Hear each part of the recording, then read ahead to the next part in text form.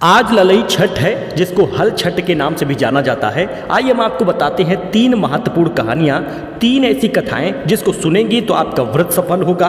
और व्रत में इस कहानी को सुनना, कथा को सुनना जरूरी होता है। हल छठ माता की कहानी, चलिए शुरू करते हैं।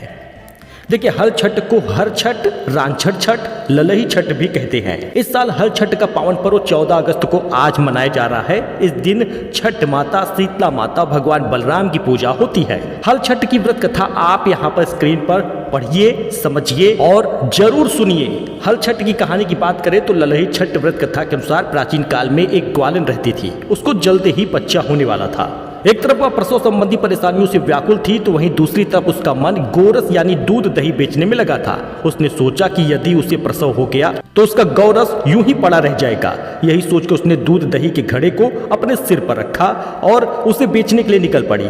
लेकिन कुछ ही दूर पहुंचने पर उसे प्रसव पीड़ा शुरू हो गई। उसके बाद वह एक झरभेरी की ओट में चली गई, यानी झाड़ी में चली गई। वहां पर उसने एक बच्चे को जन्म दिया। वो अपने बच्चे को वहीं छोड़कर पास के गांवों में दूध दही बेचने के लिए निकल गई। उस दिन हल छठी थी।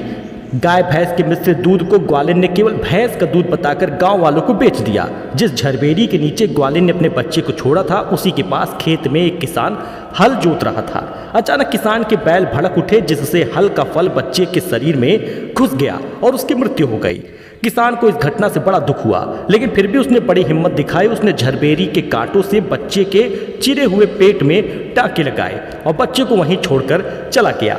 कुछ देर बाद ग्वालिन अपने बच्चे के पास पहुंची। बच्चे की ऐसी हालत देखकर उसको समझने में देर नहीं लगी कि यह सब उसके पाप की सजा है।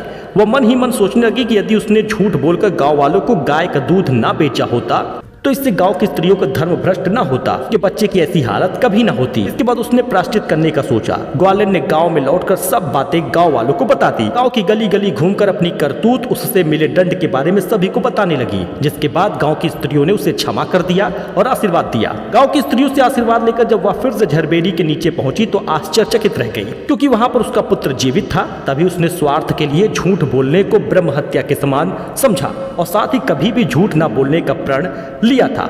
यानी इस कहानी से हमें सीख मिलती है कि हमें कभी भी झूठ नहीं बोलना चाहिए, अपने स्वार्थ के लिए तो बिल्कुल नहीं। और साथ ही किसी की रक्षा होती हो तो झूठ भले ही चल जाए, लेकिन अपने फायदे के लिए कभी भी ऐसा नहीं करना चाहिए। और उसके बाद भी देखिए, उसका बच्चा जीवित हो उठा। ये है हल छठ की कहानी और हल छठ की पूजा हमें जरूर करनी चाहिए। राजा की कहानी भी बड़ी प्रचलित है। हर छठ की कथा के अनुसार एक राजा थे जिन्होंने जल के लिए सागर खुदवाया, घाट बनवाए, परंतु उसमें पानी ही नहीं आया। इससे राजा चिंतित हो गए, सोचने लगे कि अब क्या किया जाए। राजा ने गांव के पुरोहितों को बुलाकर उपाय पूछा। पंडित ने कहा, राजा उपाय तो बड़ा कठिन है, लेकिन अगर ये उपाय किया जाए तो उससे पानी अवश्य आएगा। राजा ने कहा, आप उपाय बताइए, हम अवश्य करेंगे। तब पंडित ने राजा से कहा, अगर तुम अपने बड़े लड़के या लड़की की बलि दे दो तो जल सागर में अवश्य भर जाएगा। ये सुनकर राजा बड़े चिंतित हो गए। यह देखकर पंडित ने कहा, हे राजन, यदि तुम अपनी बहू को यह कहकर मायके भेज दो कि तुम्हारी माँ की हालत बहुत खराब है, जाओ उन्हें देख आओ, तब ये उपाय किया जा सकता है। राजा ने ऐसा ही किया। यह सुनकर बहू बहुत दुखी हुई और सोचने लगी कि आज हर छठ के दिन यह कौन परेशानी आ गई। वह रोती पीटती अपनी माँ को देखने दौड़ पड़ी। जब वह मायके पहुंची तो उसकी माँ ने उसे इस तरह व्याकुल देखा तो चौंक गई। तो उसकी माँ ने कहा, अरे हमने कहा भा, हम तो ठीक है। आज हल छठ का दिन ख्यातन की मेंढ लड़कन की महतारी करना नागक चाहिए, न ख्यात मांझावक चाहिए। तुम भला रोवत पीटत ख्यावत मंझावत कैसे आओ चली बाटू, जरूर कौनो छल हुआ बा। उनकी पुत्री ने कहा, अम्मा, हमसे तो कहा गया क्या कि तुम्हार होप जायब रहा है, यानी तुम तो खत्म हो गई हो। बहू की माँ ने कहा, बिटिया, हम तो सुने हैं कि तुम्हारे ससुर सागर बनवाए हैं, वही में पानी नहीं आवत, कौनों का बलि दीन जात बाटे, तबे ऐसे तोरे साथे झूठ बोला गया।